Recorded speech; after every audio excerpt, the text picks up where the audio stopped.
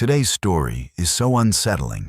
It lingers long after the dust settles, unfolding beneath a merciless sun and an endless western horizon. This is where fate collides with conscience, in a land that rarely forgives. It starts with one man stopping instead of walking away. A quiet decision that's enough to set an entire chain of reckoning in motion. Before we kick off this adventure, don't forget to hit like on the video and let us know in the comments where you're watching from. An Apache woman hung bound in the open air. Her arms and legs were pulled wide against a warped X-shaped wheel stretched until the joints screamed. The ropes bit deep into her wrists and ankles, flesh swollen around the fibers. Her skin was blistered and split by the sun. Her lips were so dry they'd lost their color entirely. Her head sagged to one side, hair clotted with sweat and old blood. She was alive barely. When Ethan Cole stepped closer, her eyes fluttered open, unfocused, unable to make sense of what stood before her. She didn't plead. What lived in her face was pure panic, the kind born from being left like this too long. Her mouth quivered. A sound slipped out thinner than breath, almost taken by the wind. No, don't spread my legs like that. She dragged in air. Pain knifed through her so hard her chest seized. Please, let me go. Ethan didn't move. He didn't reach for his gun. He didn't swear. He didn't look skyward for mercy. He studied the wheel instead, the knots tight and deliberate, tied by someone who knew rope. This wasn't ceremony. It wasn't tribal justice. It was a warning. Something meant to be seen. Something meant to say that someone believed they owned the right to do this. Ethan knew right then that if he turned back and shut his door, he could keep his quiet life intact. One more step forward and the land would come down on him. Ethan Cole stood there longer than necessary, not because he wavered, but because he understood the price of kneeling. The dry season showed mercy to no one. Water mattered more than bullets. And kindness was the quickest way to get a man buried out here. He moved toward the wheel. Dust lifted under his boots with every step, dry and empty. Even the ground seemed too tired to protest. The girl could no longer track him. Her head rocked faintly in the breeze, her throat pulled tight by the rope at her chin. A line of dried blood ran from her temple to her neck, dark and stiff like old leather. Ethan examined the knots, clean, even done with care. Fresh cowhide rope pulled just shy of killing, measured. Someone had calculated this. He slid his hunting knife free. The blade was dull with use, not polished. The instant steel touched rope, she jerked. No. The word scraped out of her throat, barely sound. Please, don't. Ethan stopped. Easy, he said quietly. Not an order. Just something to hold on to. He cut her wrists first, not mercy knowledge. If her legs went first, she'd fall and break her neck. He knew that. He'd seen it before. When the rope snapped free, her arm dropped useless. The skin around her wrist was white, deeply indented. Ethan set his jaw and said nothing. He kept working, rope by rope, knot after knot. When the last line gave way, her body folded forward. Ethan caught her the full weight of a shattered human slamming into him. She was lighter than he expected, light in a way that made his chest tighten. She never opened her eyes. Her breathing came shallow and hot, carrying the smell of scorched skin and iron. Ethan Cole held her upright for a heartbeat, then lifted her as if she weighed no more than an empty feed sack. He turned away from the wheel and didn't look back. The cabin door groaned as it opened, wood dry and tired from years of neglect. Cool shadow closed around them, swallowing the heat.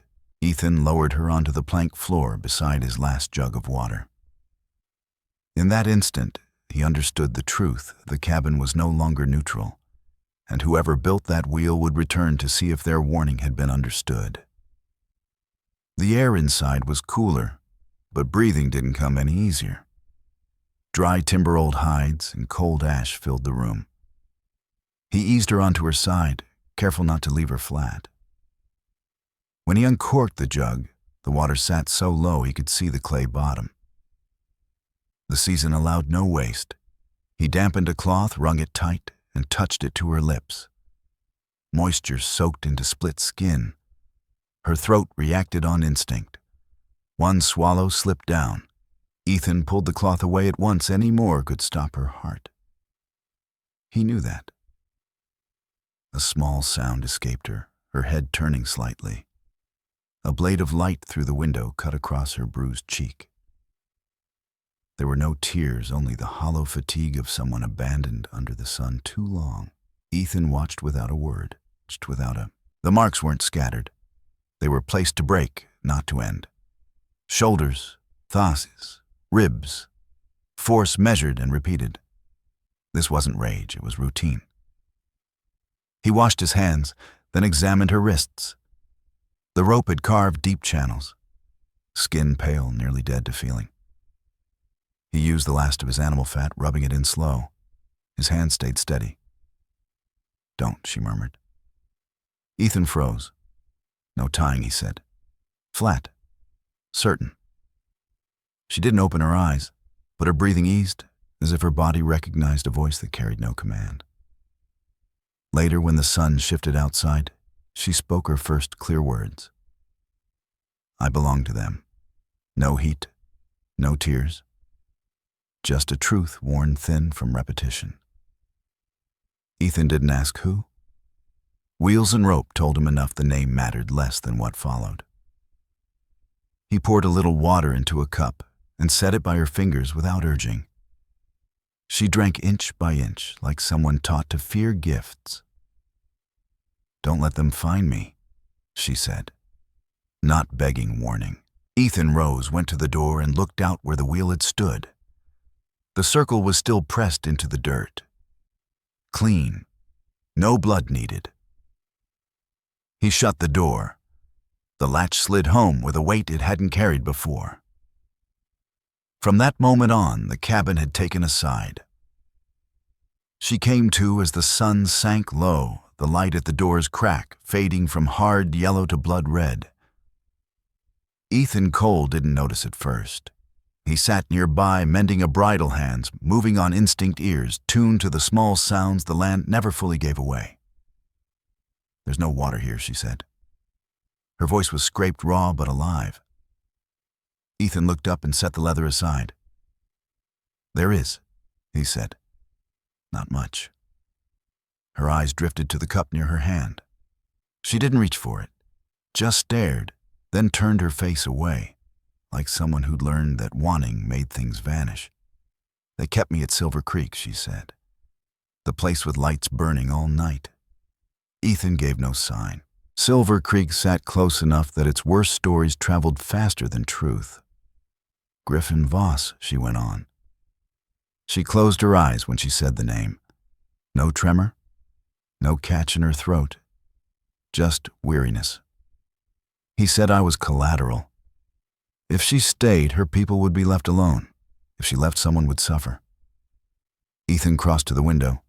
Outside, wind pulled thin lines of sand across the ground. No movement, no birds. "You ran," he said. Not a question. "Yes." She breathed out, not fast, just far enough. The story came in pieces, windowless rooms, the stink of liquor and lamp smoke hands that took without asking, then the wheel, the rope, earth the color of dry copper. "He didn't want me to die quick," she said. "He wanted it seen." Ethan turned back. His gaze stopped at her wrists, where the rope marks still burned pale against her skin. He didn't ask more. There was nothing left to clarify. "If I die," she said softly, "will it stop them?" The words hung heavy. Ethan waited. Men like Voss didn't stop. They adapted. "No," he said at last. One word. Truth. She opened her eyes and met his for the first time. No pleading, no anger. Just the calm of someone who had already braced for that answer.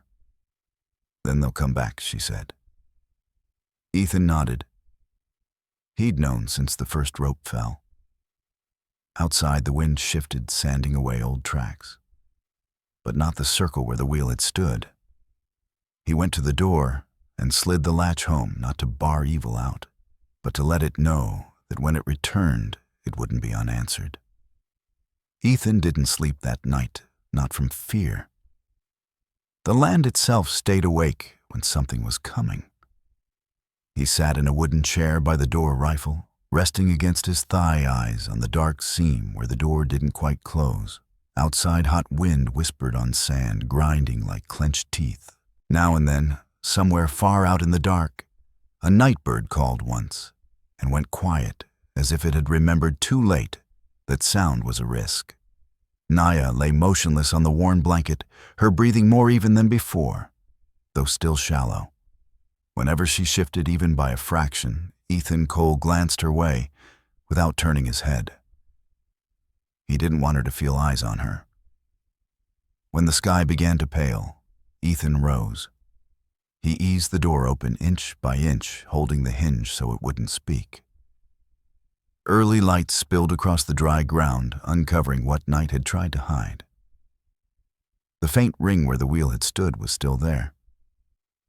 Clear enough. Ethan knelt and pressed his palm to the dirt packed hard, recent. Not from yesterday. Someone had come back at dawn, stood there, watched. He moved around the cabin slow, reading the ground.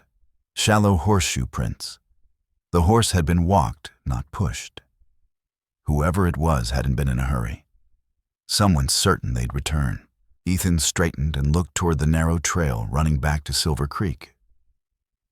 Empty. When he stepped inside again, Naya was awake. She had eased herself upright, back to the walleyes locked on him like she already knew. They left signs, she said. Yes, she went on. They don't have to come yet. They want you thinking. Ethan didn't argue. That was how Griffin Voss operated. Let fear do the work. Let it grow on its own. Naya's gaze drifted around the cabin water ammunition food, all of it thin, scarce. She didn't ask if he regretted it. She'd seen regret enough to know it meant nothing. They'll come when the sun's high, she said. Or at dusk, Ethan replied, nodding. He'd reached the same conclusion. He stepped onto the porch and dragged the old wheel leaning against the wall to a new spot. He didn't leave it upright, didn't let it speak again. He flipped it face down and kicked dust over the ring. Not to hide it, to say he'd seen it. When he came back inside, Naya watched him. The panic was gone. What remained was the calm of someone who knew the chase was on. You could hand me over, she said. Steady, certain they'd leave you be. Ethan slid the wooden bolt into place. No, he said. Outside, hot wind rolled across the flats, carrying the smell of horses and metal. No one witnessed it. No one heard it. But both of them knew the circle had closed. The sun stood straight overhead when they arrived. 3 horses stepped into the open ground before the cabin hooves tapping slow against the hard earth. The riders made no effort to hide their faces. They didn't need to. Out here, power didn't bother with shadows. Griffin Voss rode in the middle, dark coat hanging loose, wide-brimmed hat, shading part of his face, but not his eyes. Those were the eyes of a man used to being obeyed. He dismounted like he owned the place. The 2 men riding with him fanned out boots, spreading dust hands, hovering near their guns. Ethan Cole opened the door before Griffin Voss could knock, not out of politeness, but so Naya wouldn't hear Woodstruck. Voss sized Ethan up and then let his eyes drift past him into the cabin's shadows. You picked up something that isn't yours, Voss said, voice easy like he was talking about a stray mule. Ethan didn't step aside. She's not property. Voss's mouth curled. In Silver Creek, we call it an arrangement. An arrangement with rope, Ethan said. Voss took one step closer, not crowding, just enough to show he was used to men giving ground first. Listen, he said. I'm not here to stir trouble. I'm here to fix a mistake. Hand her over. Things go back to how they were. Ethan knew what that meant. Another wheel, another patch of dirt. Another message, Ethan said. I don't hand people over. Silence settled. Wind slid across the porch, lifting fine dust. Voss breathed out slow. Do you know what you're choosing? He asked. I do. How long you lived quiet out here, Voss went on. Alone. No questions. No one bothering you. Ethan met his eyes. Until yesterday. Voss nodded like that confirmed something. You think you're saving her, he said. But all you're doing is pulling death closer. For both of you. Ethan didn't reach for his gun, not from fear, but because he wanted Voss to hear him. If I give her up, he said, I still have to live with that. Voss laughed once short.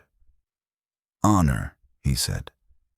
A luxury for men with nothing left to lose. Ethan thought of the low water in the jug, the weight of bullets in his pocket, and the woman behind that thin wall untied for the first time.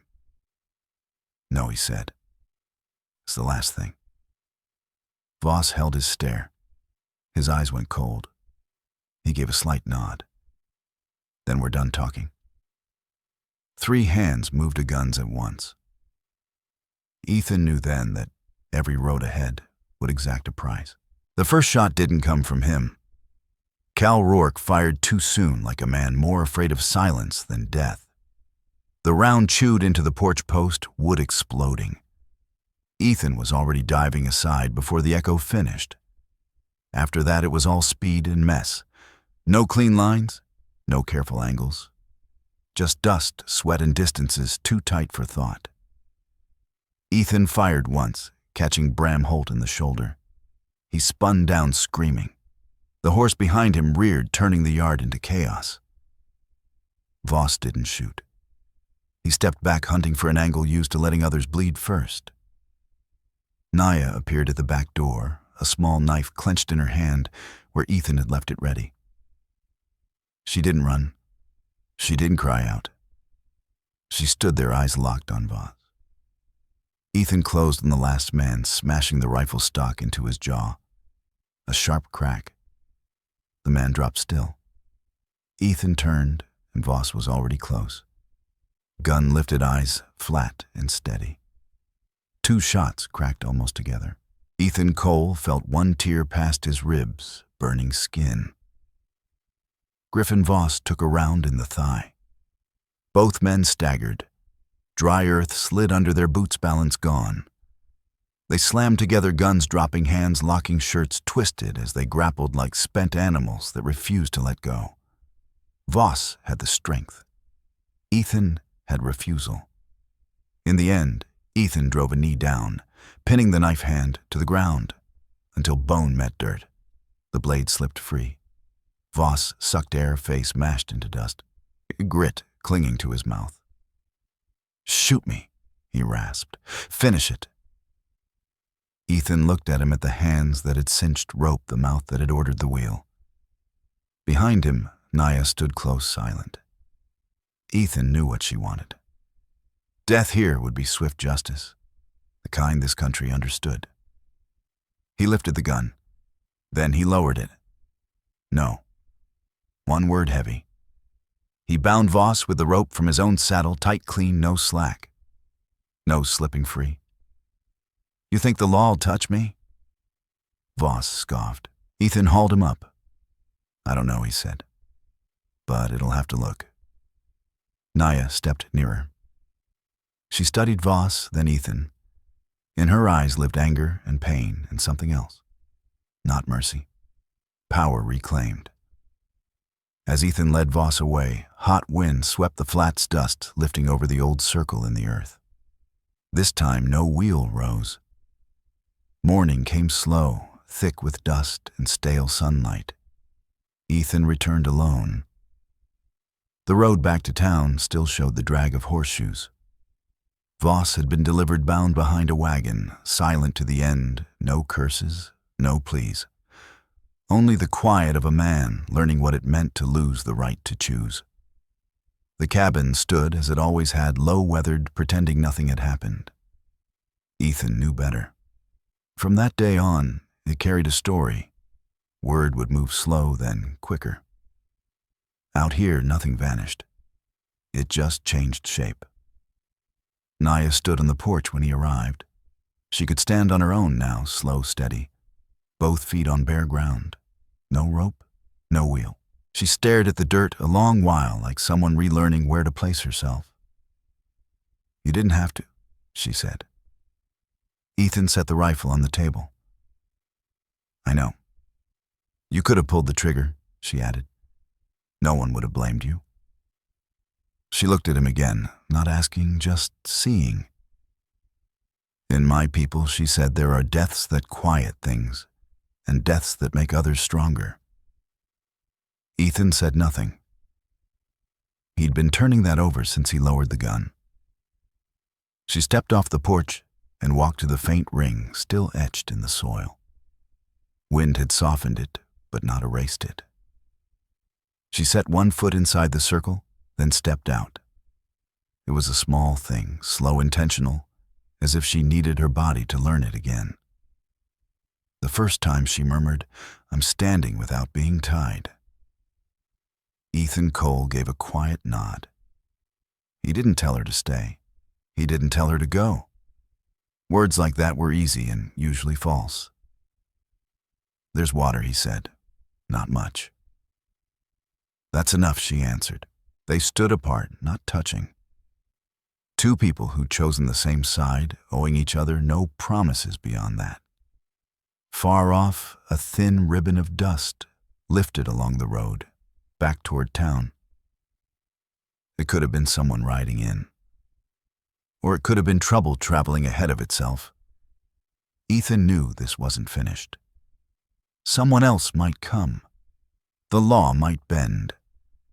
Griffin Voss might not stay caged as long as he should.